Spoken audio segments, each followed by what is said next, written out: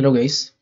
For your module 6 of your IGAMEC or your introduction to game concepts, our topic is regarding strategy game genre. So first, at the end of this lesson, students should be able to learn what a strategy game genre is, learn about the game features of strategy game genre, learn the core mechanics of a strategy game genre, learn the game role and user interface of a strategy game genre. So, first, what are strategy games? Strategy games are among the oldest type of games in the world. So, tradition puts the invention of Go at around 2200 BC. The Royal Game of Ur, whose board and counters are on display in the British Museum in London, dates back to around 2500 BC, although nobody knows what the rules were and might have been only a game of chance. So, this is basically an adaptation of the Royal Game of Ur. So, as you can see, we have a board for this game, and both of our players will have moving or will have units that they can use for the game. So aside from the units that they have or the pieces that they have, they will also have the dices. Okay, so they will be using the dices in order for them to randomize a number. So that number will dictate how many moves or what type of moves can they do within the game.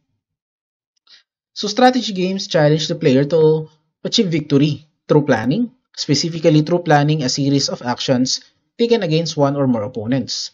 So this definition distinguishes strategy games from puzzle games that call for planning in the absence of conflict and from competitive construction and management simulations that require planning but not direct action against an opponent. So usually the main difference of a traditional puzzle game to a traditional strategy game is mostly in puzzle games you only manage your resources in terms of the pieces that you're moving, like in chess. Okay, you have your chess pieces. Those are the only resources or units that you manipulate in order for you to win the game. In traditional strategy games, you have different types of units that you can control. Okay, you can control your units that you can use to attack the opponents. You can control the units that creates structures or create buildings, units that carry your ammunitions, etc., etc. Okay, so traditional strategy games composes of multiple pieces, multiple components that you need to manage. Okay. Next is strategy games often include a reduction of enemy forces as a key goal. So, however, not all strategy games focus on combat. Some, such as the tower defense subgenre, are simply about survival. So, the games Cathedral and Go are about surrounding and capturing territory. The games Hex and Twixty are about making a continuous line of pieces across a board. So, this is an example of a gameplay that you'll be seeing in common tower defense games. So, in this type of games, there is usually a path where the enemies will go through. So, your objective in here is to avoid them getting through uh, this path. So usually the gameplay dictates or requires you as the player that you must strategically place towers that will be destroying the moving enemies. So usually in this type of games, there will be a finite number of lives. So let's say for example, a game like this will let you have 20 lives, meaning within the game you can only allow 20 monsters to pass through the end of this path. So it's basically a survival game. Okay, you need to destroy all the opponents without losing all your lives. Next, so strategy games are ones in which the majority of challenges presented are strategic conflict challenges, and the player must choose from a large variety of potential actions or moves at most points in a game. So victory is attained by superior planning and taking the optimum choices. The element of chance must not play a large role. So basically, if you want to win a strategy game, you want to plan, manage properly all the resources that is available for you within the game. This could be resources like gold, This could be resources like wood. This could be resources like rice. This could be resources like do you call this, etc., etc. So other challenges such as tactical, logistical, economic, and exploration challenges may also be present. So meaning it's not always conflict challenge. It's not always that you need to destroy all the enemy units. Okay, there could be some challenges wherein you need to manage the economy of your side in order for you to defeat the enemy. So, meaning there could be games that will require you to produce more resources as compared to your enemy in order for you to win. There could also be challenges wherein you need to explore the open world of that game in order for you maybe to gather resources or to gather units or to find resources within that game. Multiplayer strategy games are more symmetric than the games in other genres, so are somewhat easier to balance for difficulty. So the resources and actions available to each side are, if not identical, generally similar. So usually, if you're playing multiplayer strategy games, you'll be given fixed amount of resources. Let's say, for example, the game will be giving you 300 gold to manage, okay, to play that game. Both you, the player, or you, the player, and your opponent will have the same resources. Okay, strategy games will not start where players don't have balanced resources. Okay, strategy games can either be turn-based or played in real time.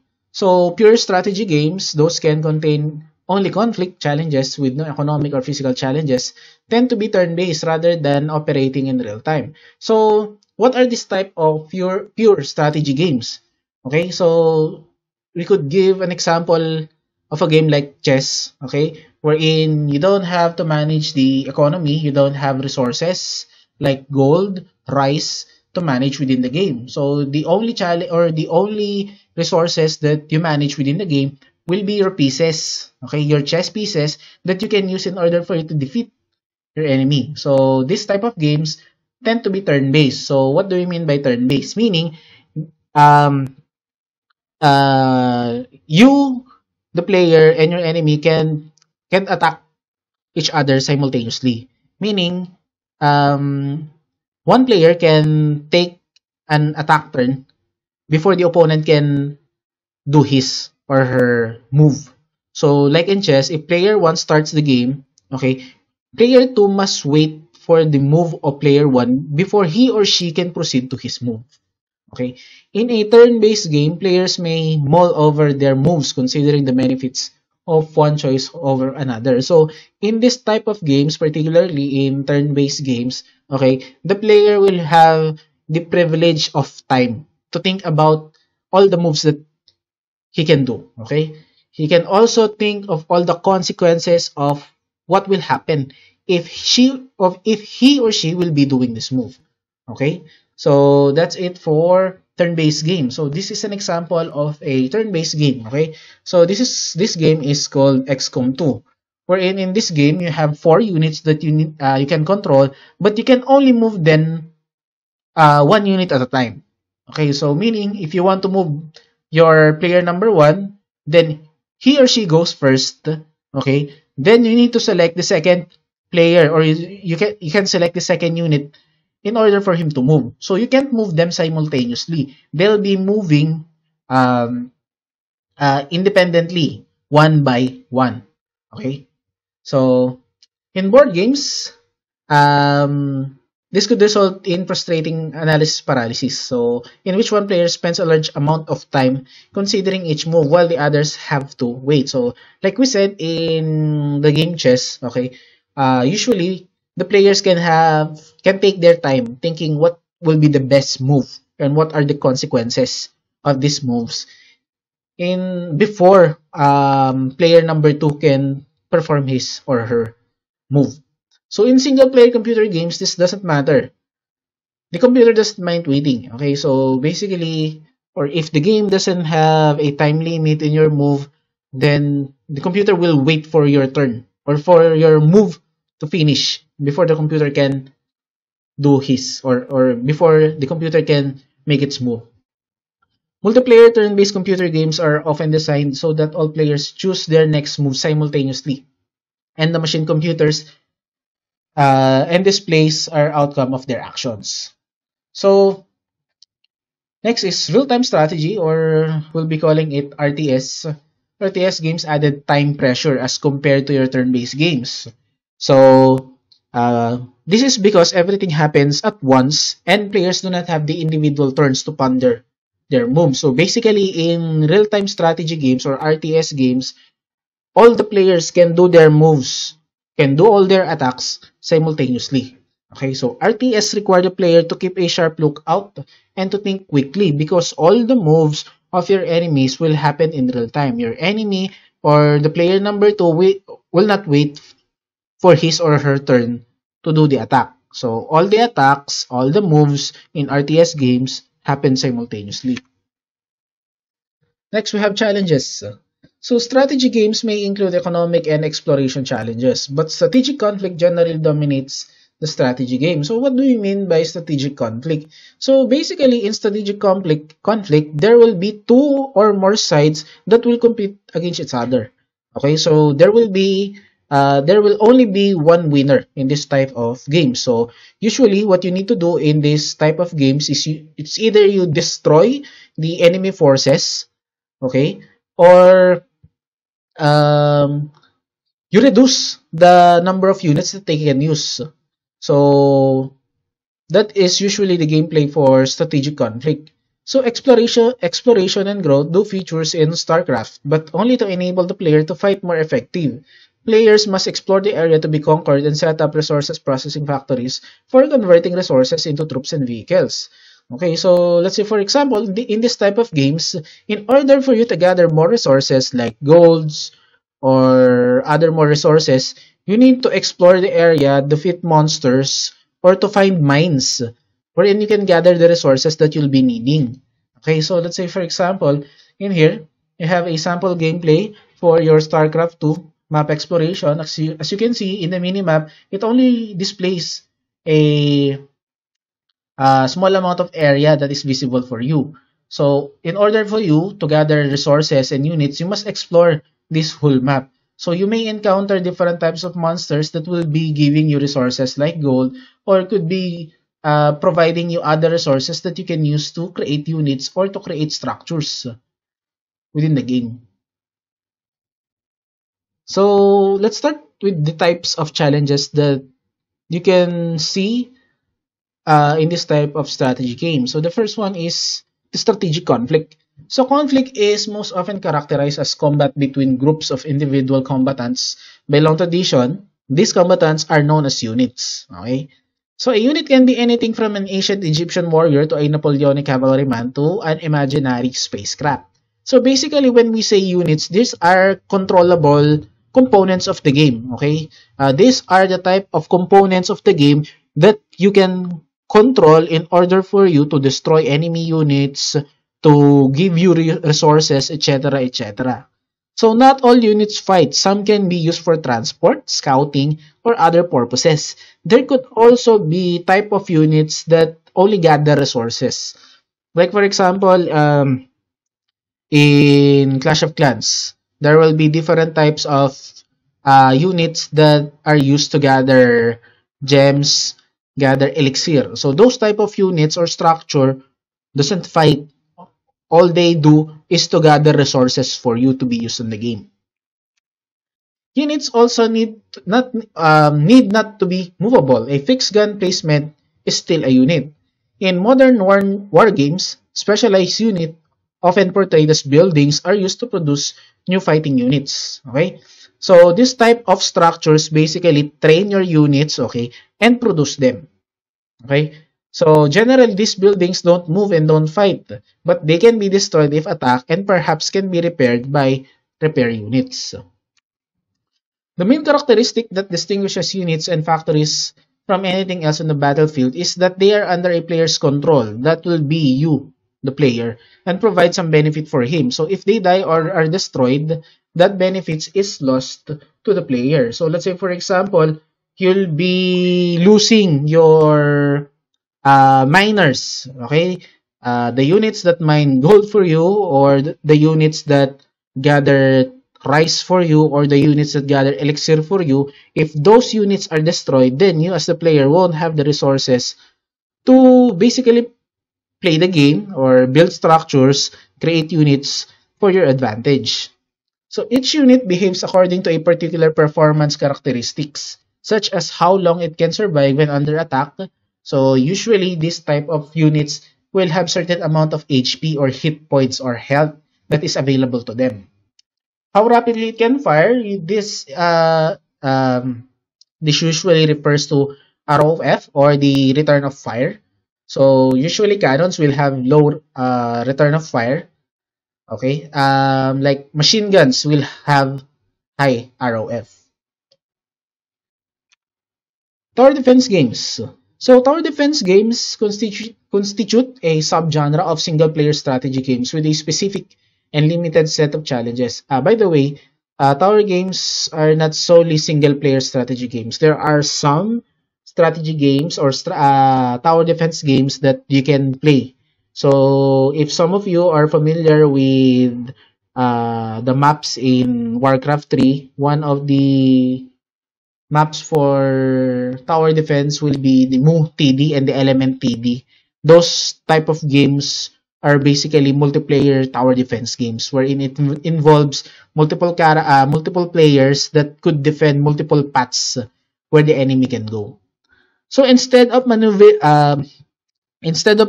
units on a battlefield to defeat similar units or capture a flag, the player sets up fixed towers that can attack moving enemy units on the battlefield. So the enemy unit may pass through the field typically in increasingly larger and larger waves and usually faster movement as the game progresses. So typically the enemies don't attack the towers. For them, the goal is to simply survive and reach the other side. Okay, or to exit the path that you need to defend. So the player earns money or some other resources for destroying enemies and can use it to buy new towers or upgrade the capabilities of the existing towers. So the strategy consists not of tactical maneuvering in usual sense, but in tactical planning and making the best use of your resources. So basically in this type of games, it is how you place and upgrade your towers. Okay. So let's say for example, there could be type of towers that could only attack land units, meaning this could be ground troops. Okay, these towers may not be able to attack flying units like let's say dragons or airplanes. Now it's up to you as the player. How are you going to manage your resources? Okay, how are you going to place all these towers effectively to kill all the passing enemies? So the player always faces the choice of whether to invest in more towers immediately or to stockpile money against future needs.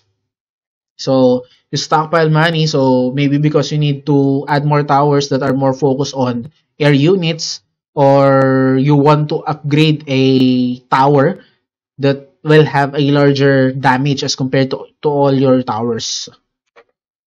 So this is an example of what I mentioned game. This is Element TD. This is basically a map of Warcraft 3. So as you can see, the enemy units will go along this path, and you as the player needs to construct all these towers to eliminate all the enemies. Okay, so basically these towers aims to destroy all types of units, but there are specialized towers where they can only attack ground units or air units. It's up to you how to strategize in order for you to win this type of games. There could also be towers that could only attack one enemy at a time, or there could also be towers that will have splash damage. So when we say splash damage, these are the type of towers that could affect multiple enemies at the same time, like cannons, etc., etc. Next is alternative to combat. So conflict does not necessarily involve physical combat. Whereas RTS games and simpler strategy games tend to focus on combat, more advanced games include elements of diplomacy, crisis management, and espionage.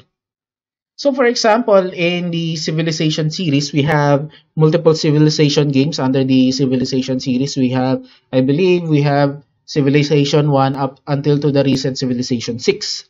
So, the response of the enemy leaders to diplomatic overtures depends in the large part on whether the player has the force to back up her tough words. So, of course, diplomacy isn't all about the threatening of enemies. It also allows the player to form alliances that can avert war and encourage trade.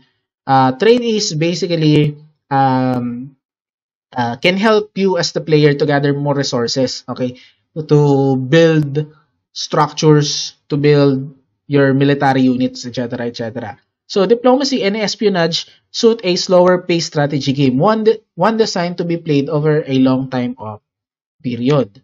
So diplomacy gives the player an extra degree of freedom that allows her to create more devious and interesting game plans that would be possible otherwise. So strategy games tends to reward aggressive measures more than they do peaceful ones because war is easier to model and more exciting to watch than the diplomacy game. So this is an example of a diplomatic victory that is available for Civilization 6. Okay, so let's say for example, within the game, you win the diplomatic victory. This is what will be displayed to you. Okay, so if you'll have this diplomatic victory, there could be some benefits, okay, that you will have. So let's say for example, trade could facilitate among countries.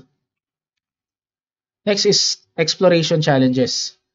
Um, exploration lets players investigate unknown terrain in in the game world. So consider XCOM, UFO Defense.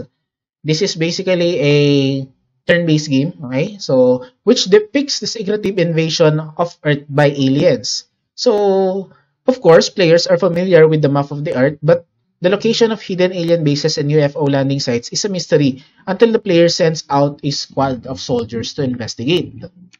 So XCOM presents the player with a landscape shrouded in darkness. So a darkness that dissipates only when the player soldiers enter that area or a unit can explore that area. So this technique is used in most strategy games involving exploration to increase their difficulty. So in this type of games, usually you can explore the map, okay, but you can easily see what that maps hold for you until you explore it.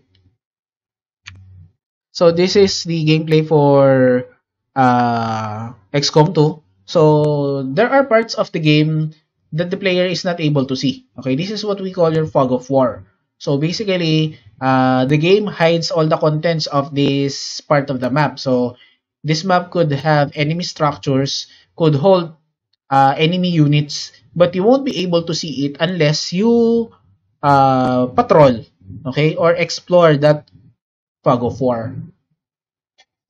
The level design is many single-player war games uses the player's ignorance of the landscape heavily to win a level. So for instance, the player may have to explore enough to find some key features, such as a bridge over an impassable river or a way back to sneak up to the computer player's headquarters.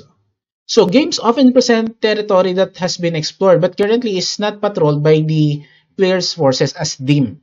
Okay? So basically in this type of games, once you explore the map, you can see the surroundings or um, you can see the map, but you won't be able to see what are the units. Okay, so let's say for example that particular part of the map composes of mountains. Yes, the mountains will be visible for you, but you won't be able to know if there are enemy units in there unless you re-explore that part of the map. You already explored that, but if you don't have any units within that part of the map, you won't be able to see the actual contents like enemy units, enemy structures.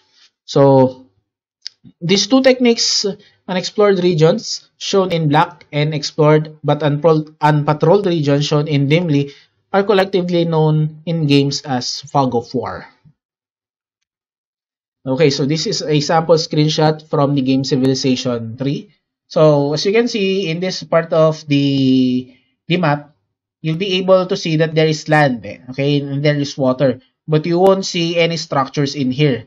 So you won't see the mountains, the rivers, etc., etc., unless you re-explored this part of the map. Meaning, your units already passed in this part of the map, but currently doesn't have any patrol units in here. So this black part of the map are basically unexplored part of the map. It's up for you, the player, to explore the map in order for you to see what does this part of the map holds. This part of the map can hold resources. Okay, this could have mines, or this could have enemies that you haven't encountered yet. The fog of war lends realism and excitement to the game. So because the player cannot see what is happening in areas where he has no troops, he could be attacked unexpectedly if he does not take appropriate defensive measures. So usually, to avoid this type of attacks for you as a player, the first thing that you need to do is you need to patrol or create units that will be patrolling that part of the map. So you will be notified, or you'll easily see if there is an incoming enemy. Okay, that can approach your main base. These games reward those who set up guard units to warn of impending invasions, and those who send out scouts to find out where the enemy is. Okay, so in this type of games, information is critical. Okay, it's up to you how you're going to manage the landscape. How are you going to manage the information that is available on that landscape? So the best thing to do is to send out troops for patrol, or to send out troops for reconnaissance. So when we say reconnaissance, you'll be sending troops onto that particular area to gather information regarding the landscape. Okay? Information regarding what could be the possible enemies within that location. Next challenge we have is economic challenge. So strategy games as chess give the players a fixed number of units at the beginning of the game, and the players make do with what they have been given. So other games often offer a mechanism for acquiring more units as the game goes on, which makes the campaign more a process of growth than attrition. So in the game chess, you can create more units, okay? Because there is no mechanism in that game to create units, okay? So in tower defense games, for example, the player gets money which can invest in new towers between waves of enemies. So in tower defense games, the player can gather golds or other resources through killing enemies that is passing into the player's map. Okay, he or she can then use those resources to build more towers. Okay, to destroy more enemy units. Rather than starting with a large number of units at the beginning of the level, the player has to obtain some resource. So let's assume it's gold that the player can convert into units later on. So this lets the player decide when to buy the units and what sorts of units to purchase, and therefore offers the player greater freedom to fight the battle in whatever way he or she prefers. So you can supply players with a limited amount of gold at the beginning of the level and put more gold out in the landscape for them to discover. Okay, so this could be mines that is available for you as the player to explore and mine, or this could be treasure boxes that you can use to basically create more units or to have an advantage against other players. So these location or mines can produce either a limited or unlimited amount of gold or resources. Okay, so in strategy games, it's not always gold. There are other types of resources, like Clash of Clans is an example of your strategy game. So elixir and gems are the common resources that you'll be seeing in those type of games. So more complicated games use several different resources. In fact, if the economy of the strategy game becomes complicated enough, the game really turns into a hybrid of strategy game and construction and management simulation. So we have a sample gameplay of your Clash of Clans. So Clash of Clan resources gatherers. So basically, these are the different structures that you can use to gather your resources. Okay, so as you can see, this unit or this gold mine produces the gold, okay, that the player can use. This type of miner is used to gather elixir. Okay? That is also a resource within the game that the player can use in order to produce new units or to upgrade the units or produce other units. So the Age of Empire and Civilization series are both really hybrids, not straight strategy games. So in Age of Empire, the player must often obtain food, wood, stone, and gold, each from its source, work by units designated for the purpose and brought back to a central storage area. The players spend resources to construct factories, and in turn, the factories produce units. Okay, producing of units which also consumes resources. Okay, so let's say for example, in the battle realms, in order for you to produce units, you'll be needing the resource of rice. Okay, so the the resource that you'll be needing to produce units to train your units will be rice. Next that we have is the player action. So in strategy game, the player roles in that of a commander or manager. So most action consists of giving orders to your unit. So basically, managing the units that you have within the game. So each unit responds to commands according to the AI programming for that unit or that type of unit. AI refers to artificial intelligence. So basically, you won't be controlling the all your units individually. They will have their own behavior program within the game. So all you need to do is to provide commands to those units. Then you don't need to, let's say for example, you have multiple vehicles that you want to bring from one location to the other location. You won't be driving all those vehicles one by one. All you need to do is to point where is the location you want them to be in. Okay? So giving an order is usually two-step process. First, the player selects the unit or units that will receive the command, usually by clicking it. Then, the player issues the order. So either by clicking somewhere in the landscape or the enemy unit or a button or menu item. So let's say for example, um, let's say in Dota. So in Dota, you'll be able to see some um, buttons that corresponds to certain movements.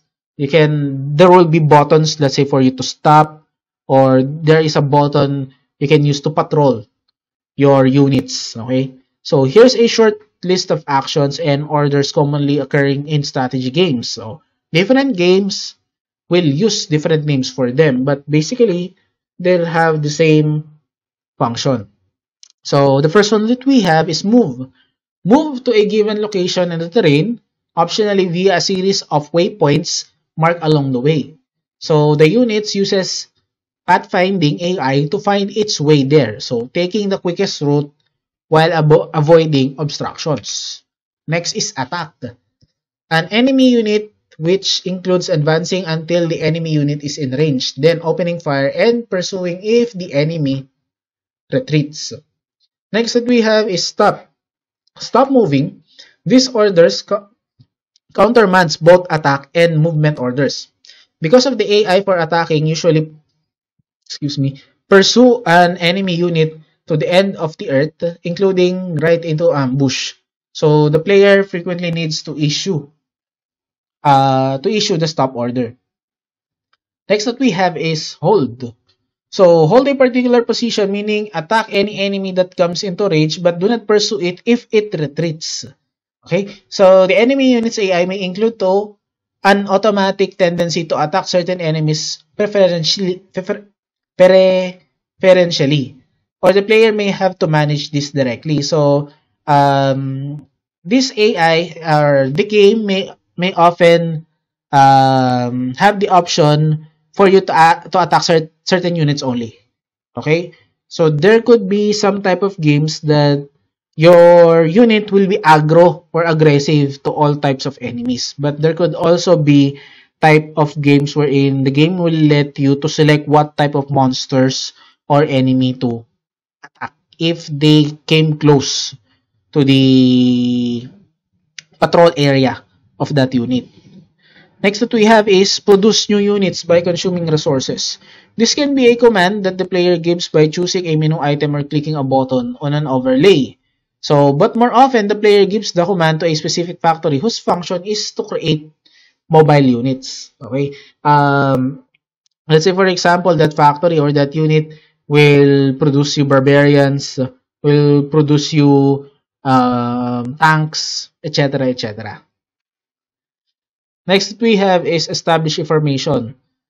That is a tactically advantageous. So loose infantry formations give some protection against archery because a lot of arrows fall into empty space. So tight formation are best against other infantry. So warships with guns along their sides can concentrate their fire if several sails in a straight line head to stern. So tanks with guns at the front can do the same or if their formation is abreast. Next, we have retreat, a movement towards safety that leaves the unit more vulnerable while moving but advances more quickly than ordinary movement. We have dash, a rapid forward movement in which the unit does not attempt to attack enemies it encounters but tries to get to its location as quickly as possible. And we also have patrol, a cyclic movement between one or more designated points allowing the unit to defend more territory than the hold command permits. So basically when we say patrol, your unit will be going through from point A to point B. Okay? Patrolling those points. Okay? If ever the enemy come close to your unit, then it will basically attack that enemy unit. So the screenshot below is from StarCraft showing at the lower right of the screen a menu of buttons that corresponds to 5 of these commands. They are from top to bottom, left to right, dash, stop and attack, patrol, and hold. So the remaining visible icons invoke a special capability of the currently selected unit. Okay, so these are basically the type of moves that you can use for your unit. So let's say for example, if you'll be selecting this unit, you can issue this type of commands. Okay, all you need to do to use those commands will be to select the unit that you want to control, then select the proper actions that you want to use within the game. Okay, so let's say if you want to patrol your units, select them in game, then select the command that you want to issue. Okay, so let's proceed with the core mechanics. So the core mechanics in strategy games consist chiefly of tactical maneuvering mechanics and internal economics. So the combat models occasionally use physics for projectiles. So the nature of the experience tends to be emergent. That is, the events of the game arise from these mechanics and the player's choices. So progression mechanics are rare. So strategy games with simple rules such as chess don't have an internal economy because they don't deal in numeric quantities. Either a piece is on the board or it isn't. So in war games, the internal economy centers on the production and the consumption of resources, such as units and factories that can be very complex. Indeed. So basically, when we say units, these are your soldiers. This could be your tanks. These factories or your buildings could be units that will be able to train units or to produce units such as soldiers, tanks, and many more. We have unit designs. So the unit in war games almost fall into types, such as all units of each type share a set of attributes. But some units or types of units will also have special capabilities that are unique to them and give them a special role. So let's say the first one of the unit designs will be the rock, paper, scissors model. So the Ancient Art of War is an early RTS games that run on the 4.77 megahertz IBM PC.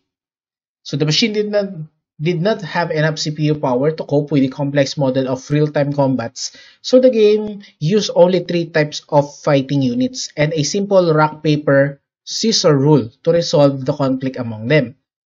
The unit types were knights, archers, and barbarians. So there is another type of units, the fourth type, which is the spies, but they could not fight. Okay, so knights had an advantage over barbarians. Barbarians have an advantage over archers, and archers had an advantage over knights. So basically, that is how those units were designed. So this is an example of a screen capture of the gameplay for your Ancient Art of War. So basically, guys, these are your knights and these are your archers. As you can see, the archers will be able to destroy the multiple knights in here. So as you can see, a lot of knights got killed by only 3 archers. Okay. The player's challenge, as in rock, paper, scissors, was to try to anticipate which units his opponent would use and deploy the ones most likely to beat them. So the units could be deployed in mixed groups and the player could choose different formations for them to fight in, which made the game more interesting.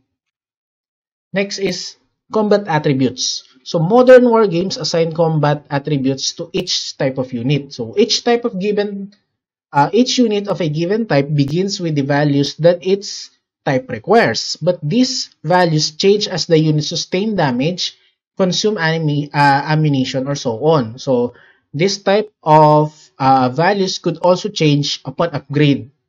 Okay, so let's say for example, you upgrade your particular unit or you upgrade your tank.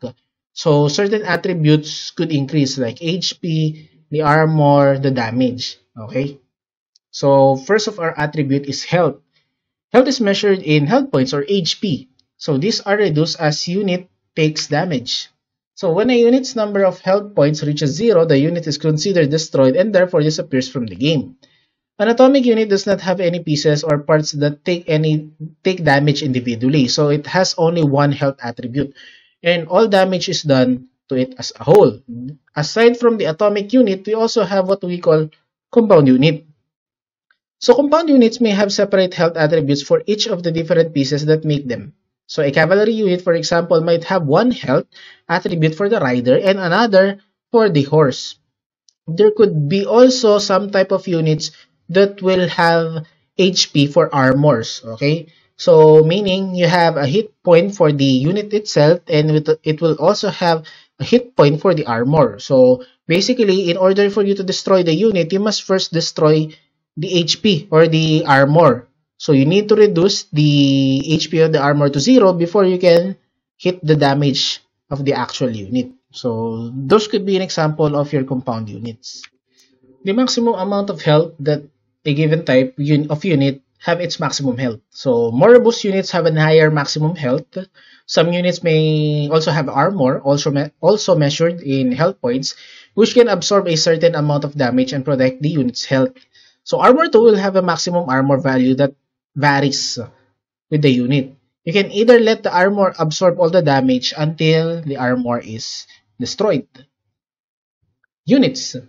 Units may have 0 or more weapons with which to attack enemy units.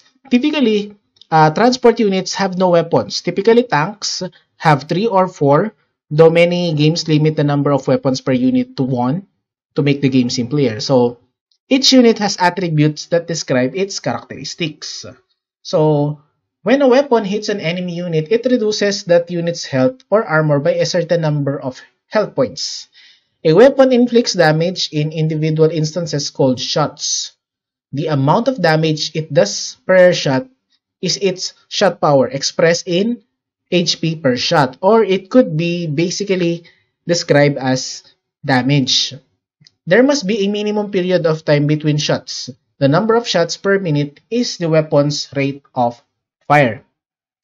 So let's say in here we have a game capture of the mechanized infantry with high rate of fire. So basically, guys, this is the mechanized infantry in Civilization 6, and that unit is currently fighting a tank. So tank usually will have low ROF or rate of fire, okay, as compared to the mechanized infantry, or this is commonly known as APV or armored personal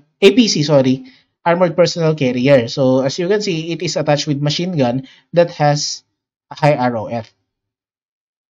This terminology comes from firearms, but the same attributes also apply to swinging a sword. So some swords do more damage than others, and some can be wielded more quickly than others. If the game models ammunition consumption for a certain weapon, then that weapon also has a certain amount of ammo. So each shot consumes 1 round, and that weapon ceases to operate when the number reaches 0 or when you um, uh, spent all your ammos. Range. Range is the maximum distance at which a weapon can deliver damage. So some units only hand-to-hand combat weapons and can attack only adjacent units. So the range of their weapon is small. Some refer to this as melee. Okay? Melee type of units. They can only attack units that is next to them. A few long-range weapons such as longbows are useless in hand-to-hand combat and so may also need a minimum range rating below which they are not functional. So let's say for example, this is an example of a nuclear attack submarine using a long-range attack to destroy a city. Okay, so as you can see, the missile or the nuclear weapon came from kilometers away, launching from a submarine. This could be an example of your long-range attack. Next, we have small projectiles. Bullets and arrows should hit only one enemy unit. But if your game includes a large, solid projectile like cannonballs, or let's say missiles, you'll have to define the shot mass and shot velocity of each. So their kinetic energy is great enough to let them completely destroy small units and continue onward. So basically, it's up to the game how they're going to implement this. There could be several projectiles that could destroy a single unit only or could have splash damage like cannons and missiles that will be able to destroy multiple units within a set of distance or within a set of range. The amount of damage they can do is reduced in proportion to its mass of the units until they have already hit, until they finally stop. So explosive projectiles, on the other hand, require a blast radius. Okay, so a measure of the distance from the landing point to the farthest point that the explosion can affect or can damage. And any unit takes damage if it is within the blast radius. So let's say for example, a grenade. So a grenade is an area on effect damage or AOE damage, or it could affect a small area within the map. Okay, so basically all the units within that AOE will take damage depending on the distance of the actual explosion they are placed or currently located. Next is accuracy. Accuracy is a measure of the chance that is given to a weapon will hit the point at which it is aimed. So expressed as a real number between 0, which is never hits, and 1, as it always hits. So note that this accuracy of aiming at a point not hitting a unit, if a projectile is slow, then the unit may not be there when the projectile arrives, even if the weapon is highly accurate. So meaning, it doesn't mean that if your weapon is 100% accurate, all your projectiles will hit your enemy. Okay? Your enemy can maneuver his or her units to dodge your projectiles. Next, defensive dodging is a unit's ability to successfully dodge an enemy shot. You may want to restrict the meaning to dodging solid projectiles such as bullets, not blast effects. So, like accuracy, it should be expressed as a real number between 0, which means never dodges, and 1 to always dodges. Next is maneuver attributes.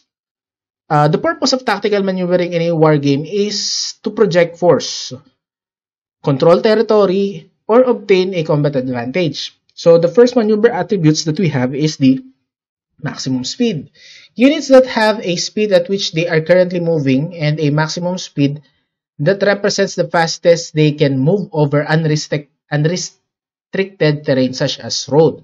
So different types of unit will have different types of maximum speed. So usually they are based on reality. So let's say for example, most of tanks will go slower as compared to other units. Let's say for example, if you have vehicles or units like motorcycles and tanks, usually lighter units will move faster. They'll have more the maximum speed as compared to other units where in reality they'll be heavier. Okay, like tanks. So their actual speed at a given time degrades because of the difficulty of the terrain through which they are passing. So a terrain attribute. Difficulty is expressed as a real number between 0, prohibits passage entirely, and one allows maximum speed like a road. So what are the different types of terrains wherein vehicles may slow down? So let's say for example, if the terrain is muddy, okay, that is a possibility for the units to be slowed down. Next is size. A unit size naturally determines how much space it takes up on the battlefield and how much of a target it presents to an enemy. So its size also influences how densely the units may be packed, which can have a large effect on battle. So for example, the smaller the unit, okay, the harder it is to target. So let's say for example, if you have large target like non-moving buildings, then those units will be easier to shoot down or to destroy. Okay? Smaller units will also be able to compact within a small location, meaning you can place multiple smaller units within a small amount of space within the map that could produce more firepower for you. For example, Roman soldiers were a similar size to their opponent, but the Romans used the short sword and closely packed ranks meant that their opponent could not use longer swords against them. So the opponent had no room to swing. Okay, vehicles also need more room between them than people do because they require more space in which to turn or in which to move. Next is turn rate. The turn rate describes the rate at which a unit can turn a face to face a new direction. This applies both to moving and fixed units. So basically, the turn rate is the amount of time or the speed that is required for your unit to face a new direction. So let's say for example, if you want to go back, then your unit must go into 180 degrees turn. So the time that the unit needs in order for it to make the 180-degree turn is described to be the turn rate. The turn rate should not be so quickly that the turn is instantaneous or flanking maneuvers won't work. Special capabilities. Many units in strategy games have special capabilities that strongly affect the tactics and strategy of play. So, some special capabilities influence the attributes of a unit. Others simply allow the unit to do things that other units cannot. Okay, so let's say, for example, in games that we're playing, so let's say, for example, in tower defense game, there are several towers, particularly in tower defense games available for Warcraft 3 that will only attack air units. Okay? So those type of towers or structures are dedicated to work against air units. Okay? Those could be special capabilities that your units can have. So here is a short list of possibilities with special capabilities for units. First one is stealth. A stealth unit can become invisible to enemy units. This capacity is extremely valuable because it enables the unit to sneak past guards posted by the enemy and attack a vulnerable point. So traditionally, designers require stealth units to reveal themselves when they use weapons. So units be able to attack while remaining invisible would be too powerful. So usually, these stealth units, okay, usually designed by games, will have smaller HPs, weaker defenses, and higher damage. Okay, so those type of units will basically use to sneak attack your opponent. Okay. Next is flying or sailing. So traversing terrain inaccessible to ordinary land-based units. Aircrafts and ships tend to be specialized and incapable of operating in any other medium, but there is no reason you cannot create amphibious craft if you want to. Next is repair. So units that repair themselves or can be special units that repair others. Essentially medical units. So this valuable feature rewards players who keep a sharp eye on the health of their units and set up systems to repair them efficiently. So the repair feature is especially beneficial if new units cost resources to manufacture. So usually this type of units repairs fixed structure like buildings, okay, stationary cannons, etc., etc. But they're not limited to repairing non-moving units. They could also be repair moving units. Next is transport. Transport units allow the rapid conveyance of a certain number of other units around the landscape. So destroying a transport unit destroys the unit it carries as well. So because rapid transport is a valuable feature, designers often make transport units unarmed to offset the strength by increasing the transport unit's vulnerability. This requires the player to assign armed units to go with them in a convoy, which lends realism to the game. Next is constructing buildings and producing mobile units. So, as earlier section, strategic conflict describes, most modern war games use a construction unit to build and repair factories. And the factories construct other mobile units, often of a specific type. So, these factories could, let's say, produce barbarians. These units can produce tanks, or these units can produce archers or special type of units, etc., etc. Next is leadership. So some games, especially those that represent ancient warfare, include special leader units that give a fighting bonus to other units near them or under their command. So this bonus is lost if the leader is killed, thus simulating the loss of morale and organization that occurs in those circumstances. These are usually type of units that will have buffs, okay, wherein that unit will be casting buffs to surrounding units in order for them to be stronger or to give them more advantage or attributes. Next is upgrades and technology trees. So, in a game with a limited number of unit types, sometimes the players can exhaust the interesting battle combinations too quickly.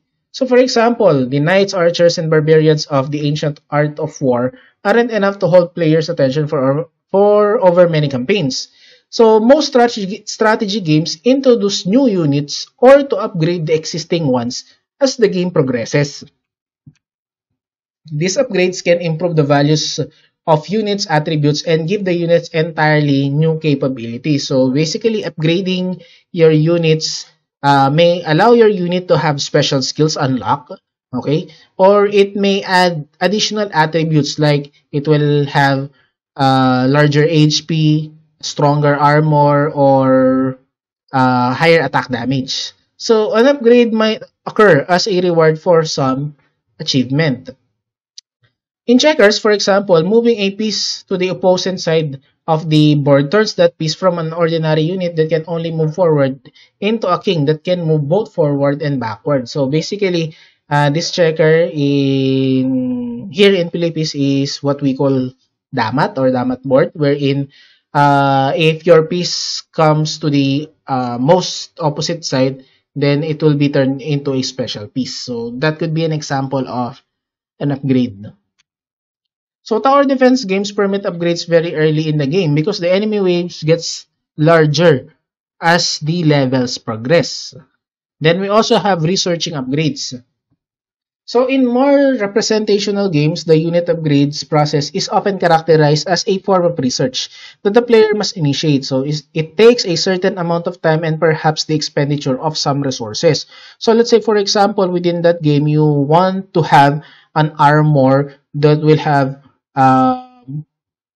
that could absorb more hits. Okay, so that upgrade might be available as a research. Okay, wherein the game will be asking you to provide resources, let's say Kevlar cloths, etc., etc. Then a long process will happen in order for you to develop that particular type of armor. So that could be an example of your research upgrades.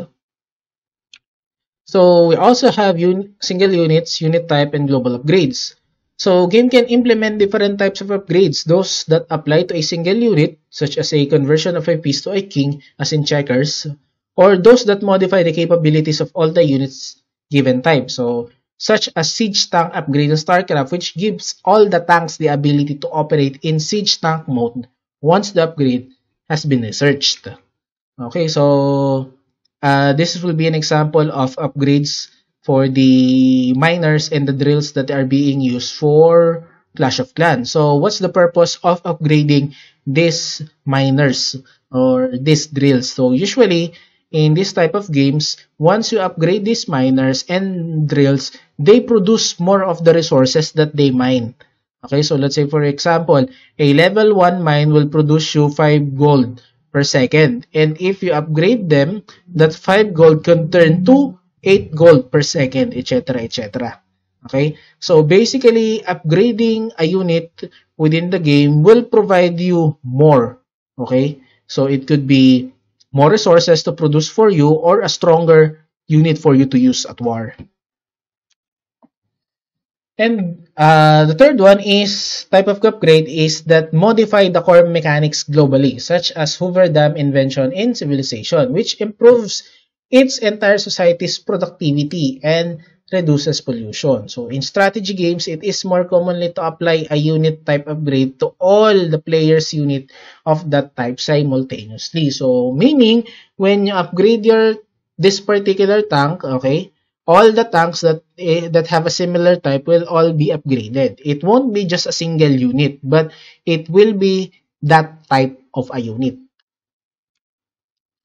Next, we also have permanent and temporary upgrades. So, in turn-based games with long, complex campaigns such as Civilization or XCOM, designers often spread out the upgrades over time, spanning several levels. So, each time an upgrade is achieved, it lasts for the rest of the game. So these permanent upgrades strongly support the player's sense of progression through extended gaming. So let's say for example, if you finish mission 1 or mission 2, you'll be able to unlock this skill. Okay? So let's say for example, in XCOM, if you are able to finish a one mission, you can unlock one type of training for your character. So if you want to train him as sniper, then after let's say finishing a mission and surviving that mission, that particular unit can be trained for sniper. He or she will be able to wield a sniper rifle and will be able to shoot from long distances. Typically, they occur only in infrequent and represent a major achievement when accomplished. So, permanent upgrades are ideal for game time periods that span months or years. So when we refer span months or years in here, it doesn't refer to actual months and years in the real world. It's equivalent to months and years within the game. Okay, so strategy games will have a special feature wherein the time goes x4 or times 4. So meaning time progresses in the game 4 times faster than in real life. So in order for you to produce several units, let's say for example, you'll be researching for a new type of tank. So in real life, that could take around 4 years. But within the game, you can produce it in a year. Okay? To progress in the game faster. Next is technology trees. Strategy games have a large number of upgrades organized into branching trees, in which achieving one upgrade makes available a choice of other several that are logically related to the preceding one. So this type of technology trees, or usually referred to skill trees in MMORPG games or to RPG games, is basically a branching of skills in a particular specialization. Okay? So achieving the steam engine, for instance, could give the player the opportunity to research the railroads, steamship, and powered factories. So this is for the civilization game. So strategy games usually characterize this advancement as technological research. So as such, a structure is called a tech tree, even though some of these upgrades may not be actually technological. So again, as I mentioned, in other games like in MMORPG games, we refer to them as skill tree. So this is a screenshot from the game Civilization 3. So prerequisites are at the left, upgrades progresses to the right. So basically, if you'll be upgrading or you'll be researching one type of these options, you'll be able to get some of the skills or privileges depending on what you upgrade. So let's say for example, if you'll be selecting electricity, you'll be able to produce two scientific methods, atomic theory, and then produce electronics. That could be also used to advance in fight. Okay? So this is an example of your technology trees for Civilization 3. Once the player chooses to research and upgrade on a particular branch, you can force him or her to complete all the upgrades that are part of the branch before moving to another branch, or prevent him or her, or prevent the player from ever researching upgrades on another branch. So meaning if you selected one particular branch, you need to finish all that branch before you can proceed to other type of upgrades or research. This restriction encourages asymmetric play. If one player chooses agriculture and another chooses fishing, each is committed to the approach of the player has chosen. Okay? Next, we have logistics.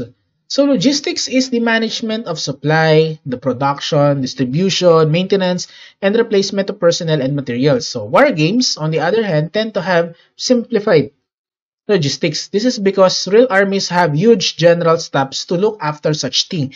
In a war game, the player has to handle all it himself or herself.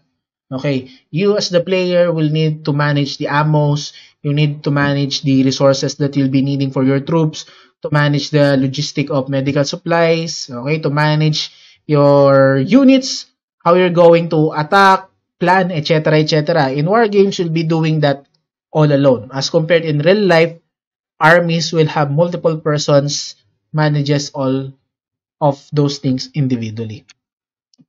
So under logistics, we have supplies and consumable items. So for the most part, computer war games ignore the soldiers' human needs. Soldiers don't eat and don't sleep, and so the game doesn't track supplies such as food or sleeping bags in war games. In war games.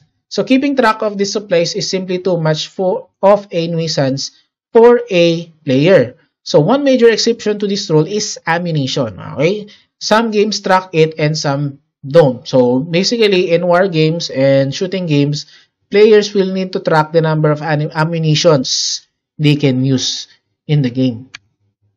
So in general, if ammunition is cheap, doesn't do much damage and is quickly expended, such as arrows or bullets, you should give units an unlimited supply because it's not fun for the player to have to look after it all the time. So if ammunition is particularly destructive, like a nuclear weapon, such as nuclear weapons, okay, then it should be rare and expensive to keep track of how much is around.